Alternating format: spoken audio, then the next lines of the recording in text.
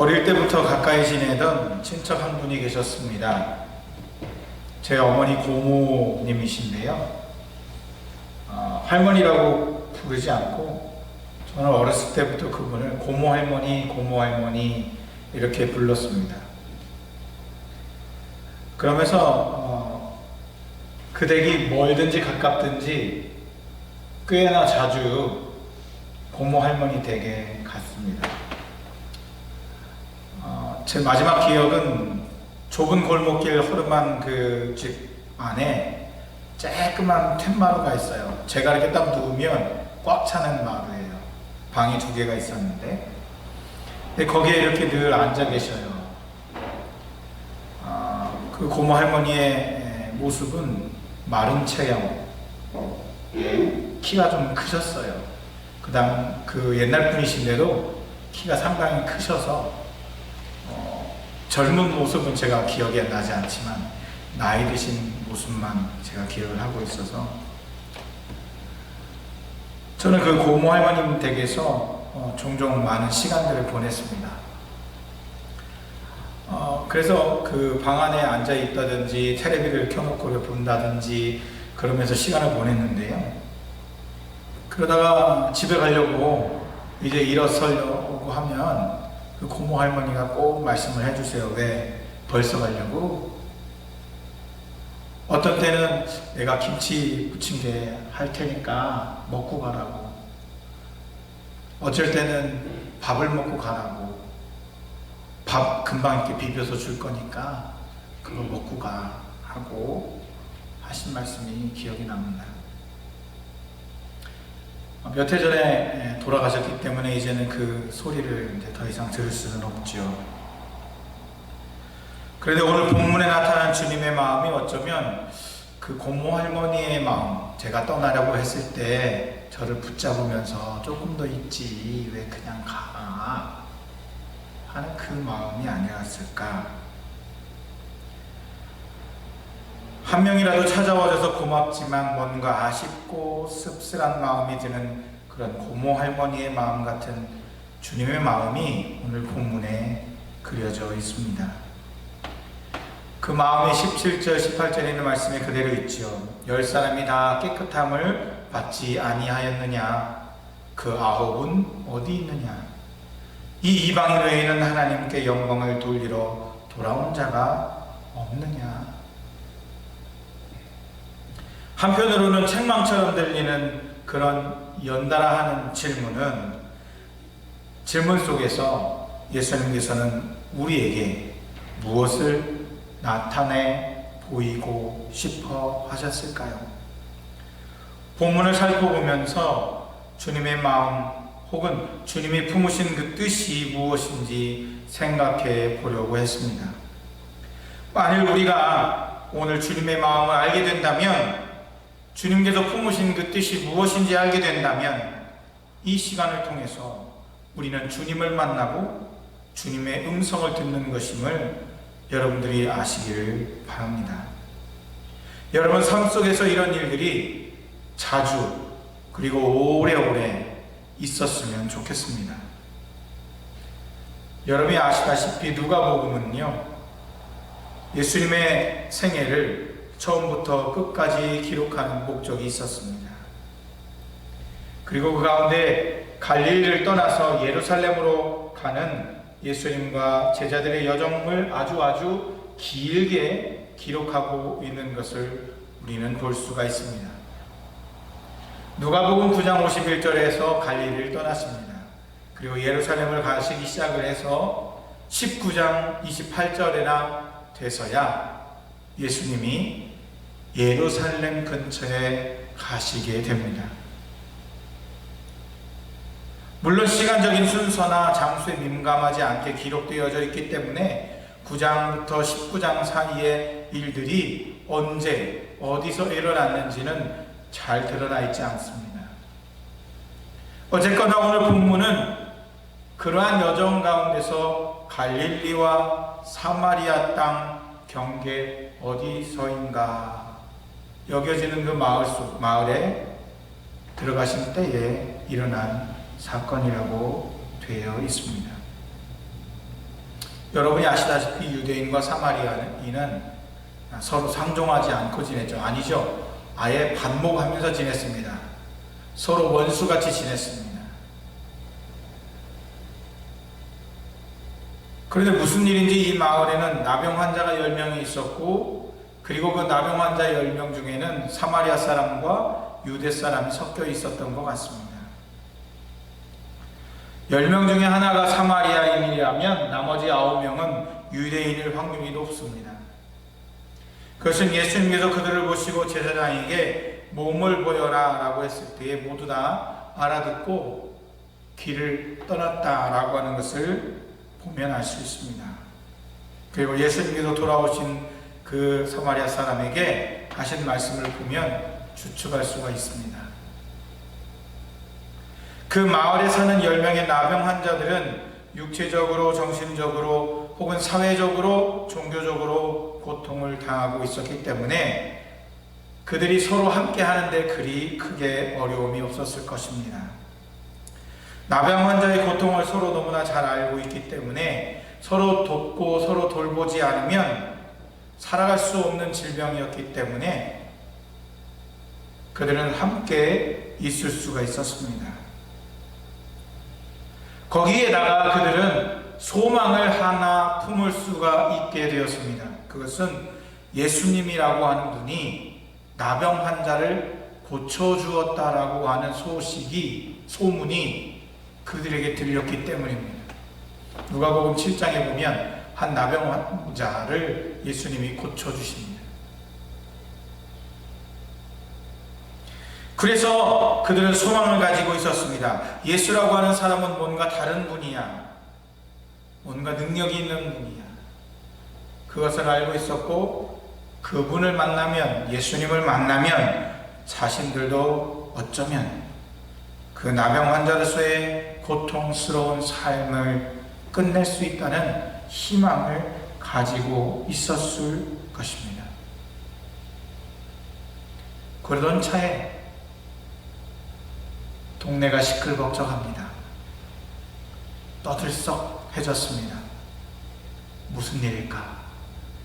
예수께서 오셨다는 소식이 들렸습니다. 예수님께 가까이 가지 못하는 나병 환자 10명, 멀리 떨어져서 소리 외칩니다. 예수 선생님이여, 우리를 불쌍히 여기소서. 예수 선생님이여, 우리를 불쌍히 여기소서. 여기서 선생님이란 주인 혹은 능력을 가진 사람이란 뜻을 가지고 있습니다. 그러니까 그들은 예수님께서 그들의 나병을 충분히 고쳐주실 수 있는 분임을 믿고 있었기 때문에 예수님을 선생님, 마스터, 영어로는 마스터라고 기록되어 있는데 마스터라고 그렇게 불렀다는 겁니다. 여기까지는 나병 환자들의 입장에서 예수님을 만난 이야기를 했다면 이제 예수님의 입장에서 이야기를 해보려고 합니다. 일반적으로 유대인은 사마리아 지역을 돌아서 가게 됩니다. 그래서 유대 땅으로 가게 되죠. 그러니까 갈릴리에서 유대 예루살렘으로 가려면 중간에 사마리아가 있기 때문에 옆쪽에 데가볼리나 베레아를 거쳐서 그렇게 돌아가게 돼요. 벌써 지도가 2개 다 나왔네요. 여러분 지도를 보시면 그 갈릴리 호수가 있는 곳 저 위에가 갈릴리 지역이고 왼쪽에 있는 게 갈릴리 지역이고 그 아래가 파랗게 된 부분이 사마리아 지역입니다. 그리고 그 밑에 주황색으로 되어 있는 지역이 유대인들이 사는 지역입니다. 그리고 오른쪽에 녹색은 베레아 지역이고 보라색은 데카볼리 10개의 도시가 있는 지역, 데카폴리스라고 그러죠. 그래서 갈릴리에서 유대 땅으로 가려고 하면 남쪽으로 그냥 쭉 내려오면 되는데 중간에 사마리아가 있으니까 사마리아를 피해서 데가볼리나 베레아를 거쳐서 다시 말하면 요단강 동쪽 편을 지나서 이렇게 내려오게 됩니다. 아니면 요단강을 따라서 이렇게 내려오게 되죠.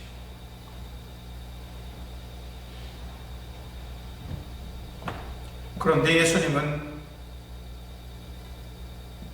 일반적으로 통용되는 그 길을 가지 아니하시고 갈릴리와 사마리아 경계를 이렇게 타고 내려가시고 계십니다. 유대인들이 사마리아에 가까이 가지 않으려고 했던 것, 그런데 예수님께서는 그런 전통과 문화를 거부하시고 그들에게 복음을 전하시기 위해서 나아가셨습니다. 다른 말로 바꿔 말하면 예수님께서 그 길을 따라 그 마을로 가시는 것은 의도하시고 찾아가신 것이라는 뜻입니다.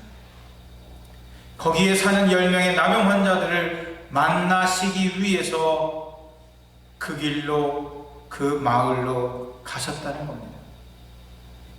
그리고 그들을 만나시고 질병을 고쳐주시려고 하신 것입니다.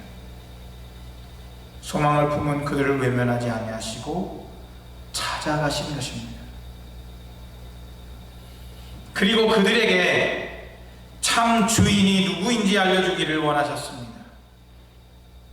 헬라어로 주인이란 말은, 오늘 나온 선생님이라고 하는 말은 에피스타테스라고 하는 말인데요, 마스터, 주인을 말해요.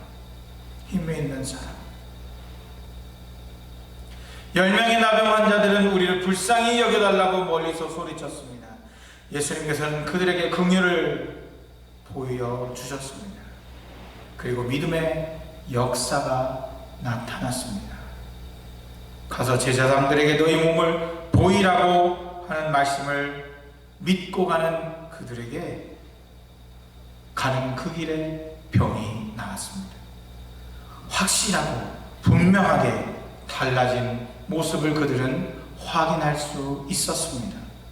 그들은 모두가 치유가 되었습니다. 그렇게 하신 것은 고통 중에 있는 그들을 돌보시고 고쳐주시고 풍성한 삶을 살도록 하시기 위함이었습니다. 그들을 찾아가신 참 주인께서, 예수님께서 그들의 구원자가 되시기 위함이었습니다. 목자이신 예수께서 세상에 오신 것은 양들로 생명을 얻게 하고 더 풍성하게 얻게 하려는 것이라고 요한복음 10장 10절에서 말씀하고 있죠. 예수님께서는 사마리아 땅 접근하려고 하지 않는 그 소외된 사람들에게 찾아가셨습니다. 그리고 심신의 고통과 사회적인, 종교적인 고통을 받고 있는 사람들, 영적으로 피폐하게 된 삶을 살고 있던 그들에게 참 구원자가 누구인지 알도록 해 주셨습니다. 다만 모두가 그것을 안 것은 아니었습니다. 이방 사람이라고 여김받는 사마리아 사람 한 사람만 참 구원자, 참 주인, 참 하나님이신 예수님께 돌아올 뿐이었습니다. 모두가 병이 낫고 하나님께 영광을 돌렸을 것입니다. 모두가 하나님을 찬양하고 율법을 지키려고 제사장을 찾아가고 그리고 마침내 가정으로 돌아가는 길을 택하였을 것입니다.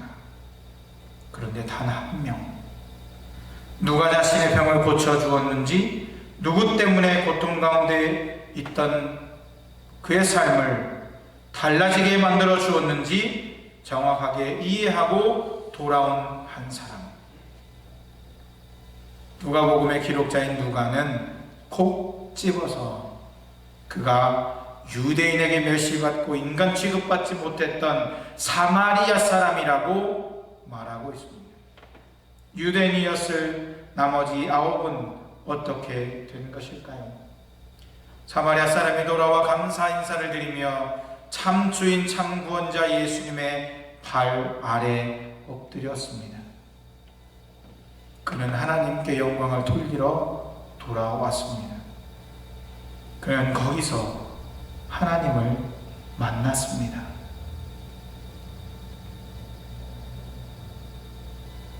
엎드려져 있는 그 사람,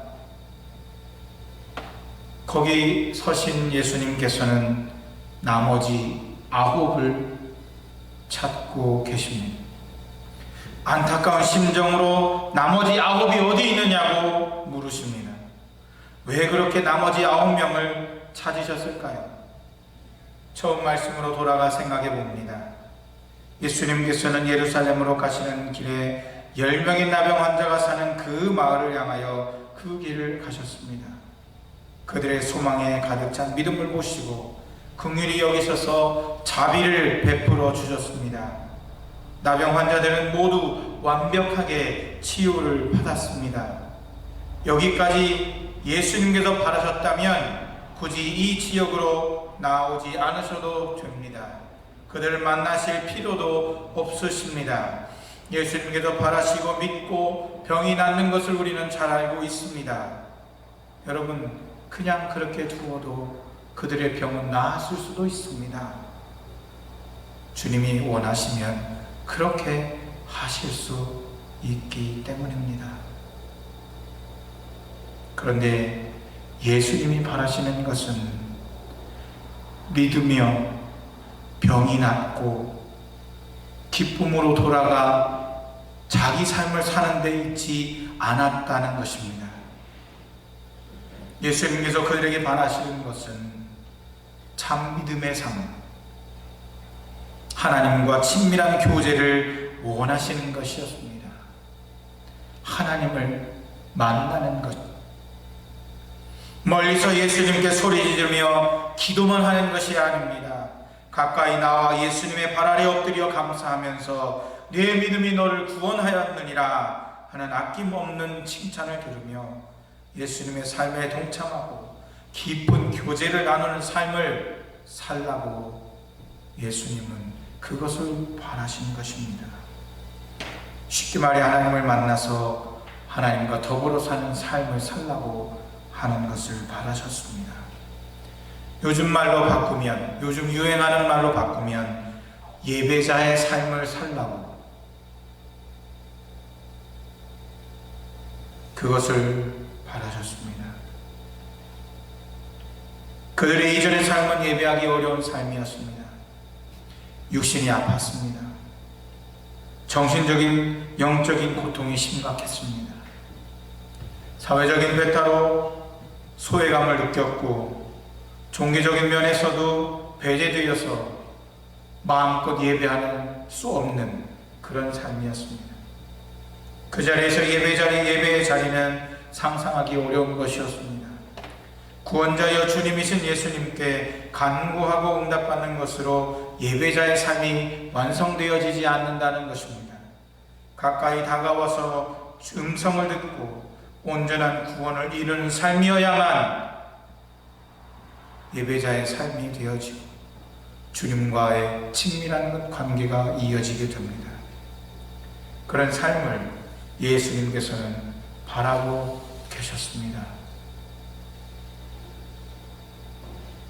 예수님께서는 왜 예루살렘 마지막 여정을 가시는 그 길에 갈릴리를 떠나서 예루살렘으로 향해서 이제 십자가에 못 박혀서 죽으셔야 되는 그 길에 그 마을에 들어가셨을까요? 거기서 만난 10명의 나병 환자에게 그들이 바라는 삶을 살게 하셨는데 한 사람은 돌아와 감사를 하고 그 와중에 예수님께서는 왜 나머지 9을 찾으셨을까요? 우리는 우리 자신과 우리가 처한 환경에 집중하면서 예수님의 뜻을 살피는 경우가 아주 드뭅니다.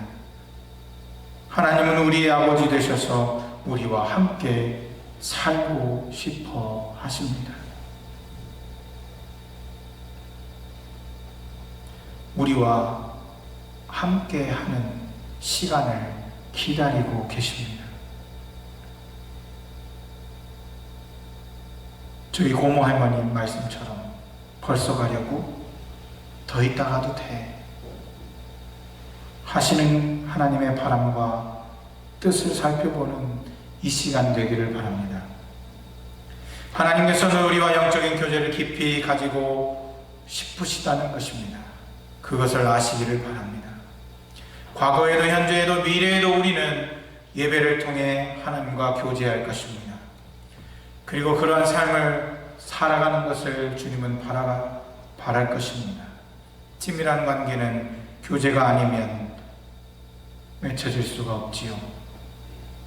그런 하나님의 친밀한 교제가 우리 삶의 순간순간 매일매일 있기를 주님의 이름으로 축복합니다.